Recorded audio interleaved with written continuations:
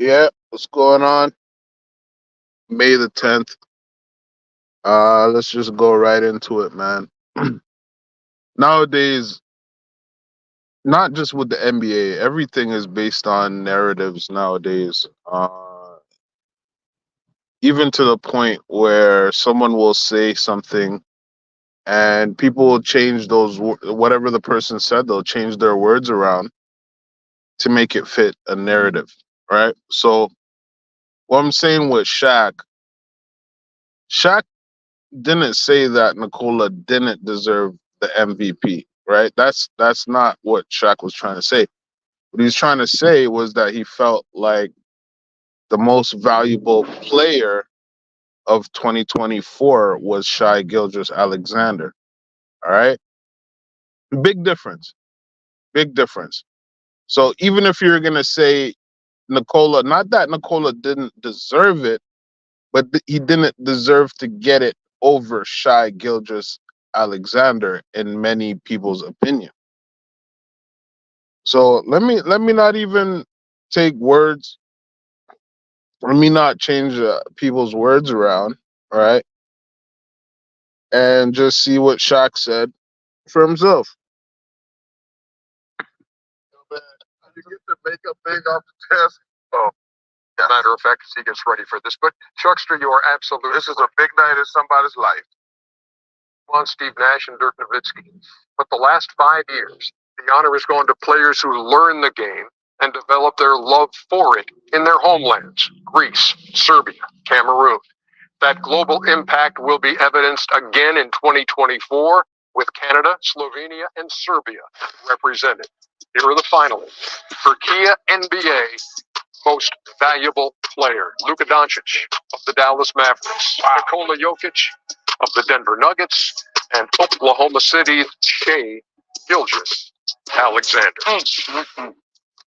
Got two MVPs here. This guy is closest, but you passed up a charity golf tournament today in Alabama and wanted to be here, and you're wearing a new suit, so you get to wanted to be there. He's supposed to be here. He didn't want to be late. Okay. I appreciate it, Ernest.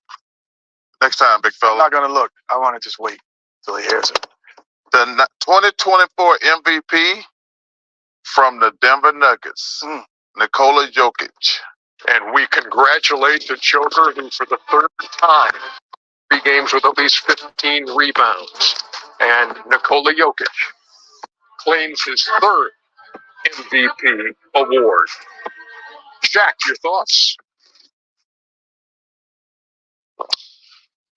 I don't like to rain on people's parade, but I'm not happy with this one. Congratulations to Joker. You are the best big man in the league, but based on everybody's criteria, my criteria, stat stuffer, you guys' criteria. No. Okay, so first, there you go, talking about the criteria.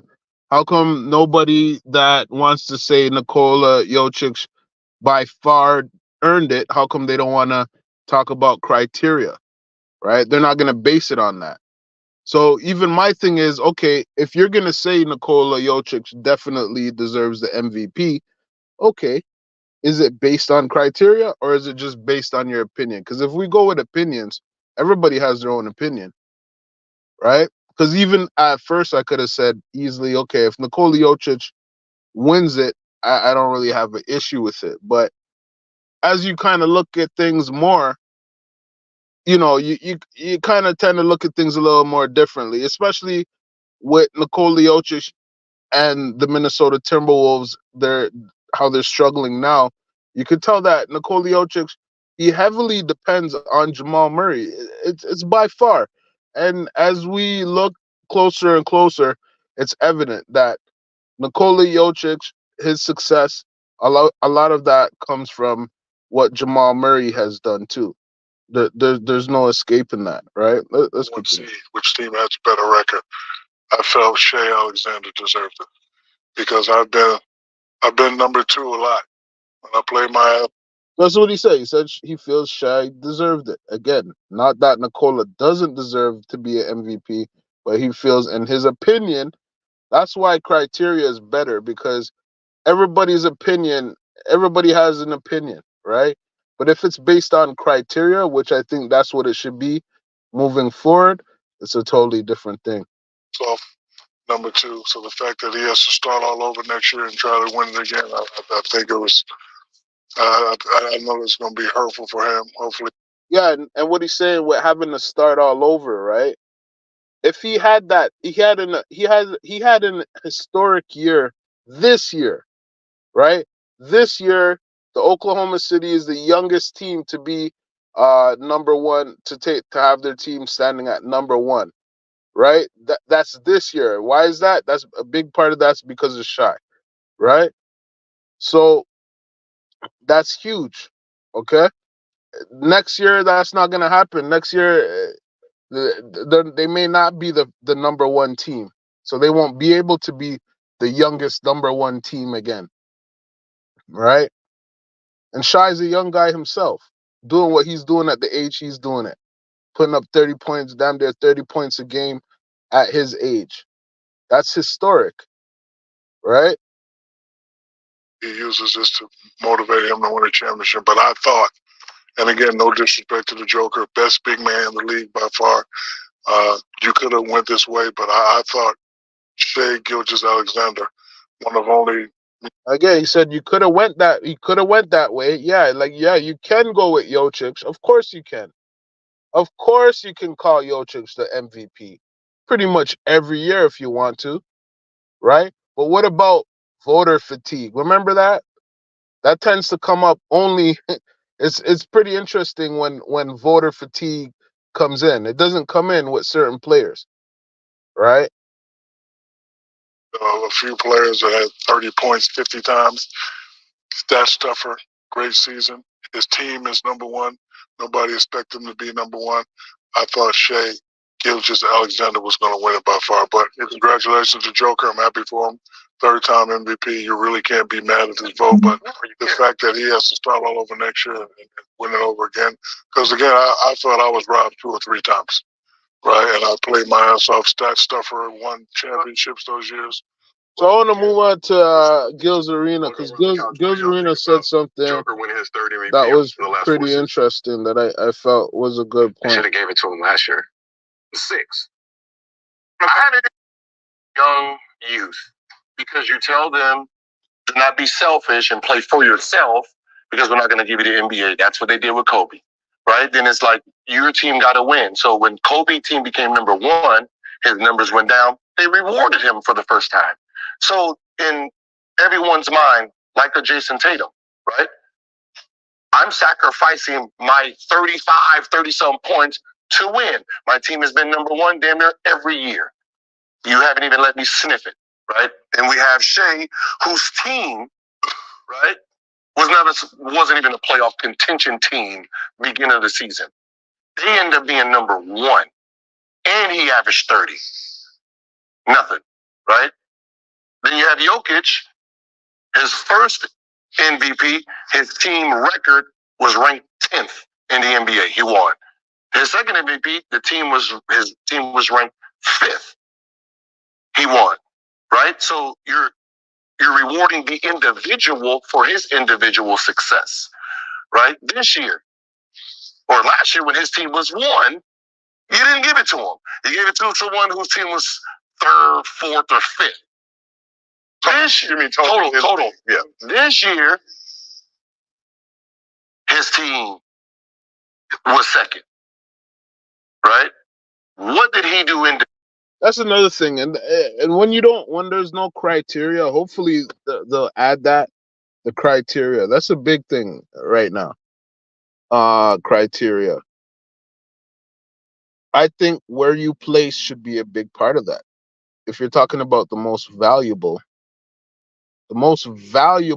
is it's easier to measure because the value is how high your team, how high you brought your team up in the rankings, right? 1, 2, 3. I don't think most valuable player should go to a player whose team is any more than 3rd, any less than 3rd in their in their side, like whether it's Eastern or Western Conference. If you got a lower ranking than third on the East or the Western Conference, you shouldn't be in contention for the MVP. In my opinion, I think that would make things a lot easier, right? I think that would make things a lot easier. Because what's the point if you're not putting your team up there in the top three, East or West? Individually, right? The reason they struggled this year is because someone argued, said, well, they would have had a better record if Murray played, didn't miss 30 games. I didn't know Murray was that important to an MVP candidate. Right? So if you need Murray to help you get first, why are we rewarding you for something you need him for? The guy that we're giving a trophy to, the most important player at the end of the game, that showed us game after game. When they need to win, they give it to Murray, not Jokic. Right? Yes, Jokic can. That's another thing. I mean, it's not whether you want to say Jamal Murray's an all-star or not. It's, to me, whatever. I don't even know whether I'd say he's an all-star or not. A lot of that's really because of injuries. He's never healthy. So if he was healthy, maybe he would be an all-star caliber player, right? But regardless, he's valuable. He's extremely valuable on that Denver Nuggets team. Uh, Same with Jason Tatum. It'll be a struggle for Jason Tatum to get it as long as he plays with Jaylen Brown, because Jaylen Brown is extremely valuable on that team. There's times where he could possibly win the MVP. You see what I'm saying? So that's what I'm saying. On a team where Shai is the guy, pretty much. Everyone else is a kid. Everyone's just coming out of college. You see what I'm saying? So let's Game winners, but that's not who gets those. Right? So we're rewarding him for mistakes, bad decisions before, but as a young guy who's sacrificed, who's played the game right, what do I look forward to? What can I do next year if I'm Shaq? Tatum, what do I do next year? Fuck, both of us are number one. We're both balling. We lose. Next year I average 35 and I come in third. I'm not going to get it. If Jokic does the same numbers, but his team is number one, that's an upgrade. Chance he gonna get that this year. He can get it again. So if Murray missed 30 games, they're second. If Murray plays all those games and he wins 65 games, he's the MVP again. It's just confusing. Yeah. It's like there's no consistency in none of the voting.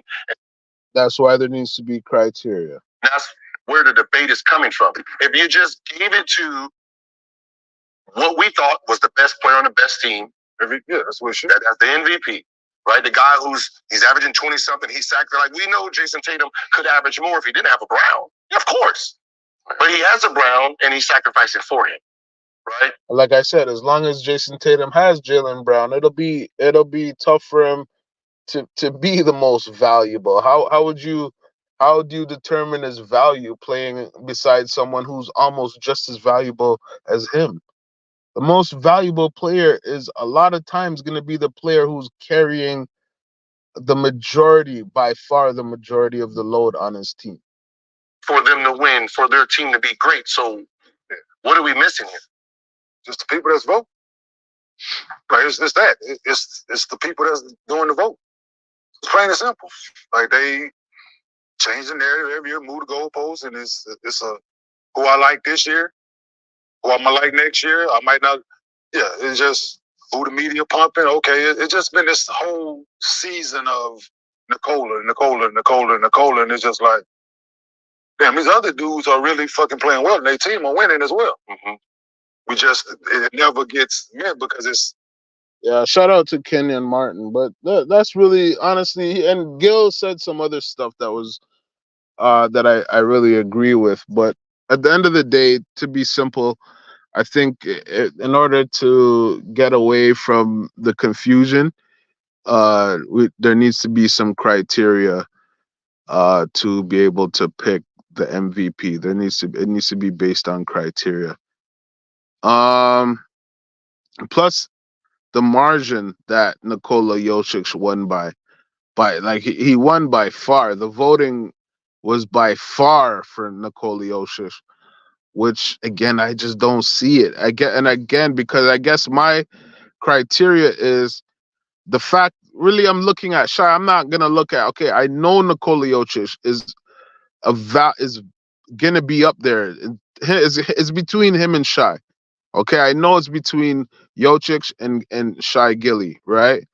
But at the end of the day, when it when I look at who carried more of the load, and then who is number one, and you could say they tied, but the season record and their season record playing together, Oklahoma won. That's why they have won over them because they beat them in the regular season, right? So all those things, to me, how could you overlook those three things there? And then the extras are the fact that this is a young team, the fact that nobody expected Oklahoma to be where they are. Like there's just a lot of other little small things that you could add in there. And to me, it it just blatantly shows bias, especially the margin. It should have at least been a little closer. Forgot, I think it was like 75-15 the voting was. Let me see. I think I have it here somewhere. It was just it wasn't even close. It wasn't even close. I don't know if I have it written here. Yeah, I think it was 79-15, right? That is like it's a landslide. And then there's another thing where people will base a lot of the debates get based off of MVPs and who won this MVP, who was defensive player of the year and all this stuff. And what you could see here, like players been getting snubbed for years, man, based on politics and all that stuff. So in order for us to get it right, to get this legacy and goat talk and debate and who's better, who's this, these stuff got to be measured by criteria. It can't just be based on opinion because opinions will go all day. You see people debate on lives with their opinions for like 8 hours, 8, 9, 10 hours debates. You know what I mean? So yeah. So and with the games from last night, Oklahoma lost and the Celtics lost. My two favorite teams lost. And I didn't really get to see much of the games. I seen that Mitchell was doing this thing. Boston's gonna have to figure out a way, man. I mean, they got the bigger guards. They got bigger guards that should be able to contain Mitchell and Garland. Mitchell and Garland both got injuries. So I don't know. I really don't know what happened there. I was so confident that I didn't even watch the game. I thought Boston, there should be no way Boston wouldn't get that game in Boston, right? So I'll check out the third game and we'll probably even go live on the game, but we'll watch closely and see what's going on there. I'll probably watch that last night game today. After I come off the live, I'll probably watch that game. So I'm not worried about Boston at all. I think Boston should definitely win this series. I forgot what I called it, but if I was gonna say right now, I'd probably say, "Oh yeah, I think I called a sweep. I called a sweep." So I was wrong there. They didn't sweep. So I'm just gonna go with the next best thing, and that's gonna be 5-1. So I expect Boston to win the next three games. Right? That's what I expect. I have high expectations for Boston. Unlike Oklahoma, like they're a young team. They're allowed to make mistakes, right? And again, I didn't watch the game last night because I have expectations for these teams. I will watch it today, but I should have watched. I should have watched Oklahoma because I know they're a young team, and I want to see where it is they got beat. I know it's a lot of it's Luka. A lot of it's Luka, and that coverage on Luka. I don't know. They're not doing. I don't know what happened with game tape. I don't think players watch game tape or coaches and players. I don't think they watch game tape like it used to be done back in the days. Because some of the things I see Luca getting away with, if you were watching in the game tape and you play this guy how many times in the regular season already, right? You watch him play. You could see what you know what he's gonna use. You know his step back. His footwork. You could kind of. some of it's unpredictable, but a lot of it you could kind of understand what he's gonna do. So I don't understand why it is that Oklahoma, especially Lou Dort, even though he's a good defender, some of the things I see Luka doing to him out there, shouldn't be happening. The coverage should be a little bit better, right? I know you're not gonna be able to stop Luka Doncic, but I think some better coverage could be out there on him. But we'll see. We'll see. I'm still going with Oklahoma. I don't think I called that series, but I would probably say that series would go 6 games. I want to say so. Maybe Dallas gets one more, but I think I like OKC. It's one of my teams, so I'm still rocking with them for sure. I'm not too worried about one loss. Uh yeah. So what do we got tonight? Tonight, Denver should lose their third game based on what we've seen, and I already said it. Based on what we've seen the other game, Denver should lose. They should take another whopping. What is it that Minnesota's gonna not do tonight that would make that would be so different from the other night for them to lose the game? Even if they win by 10, that to me, you know what I mean? Even if Denver could find a way to not get blasted by 30 points again, that'd be great. But to say that Denver is going to be able to win, I don't know. But you know the NBA, you know how the NBA is. NBA is funny.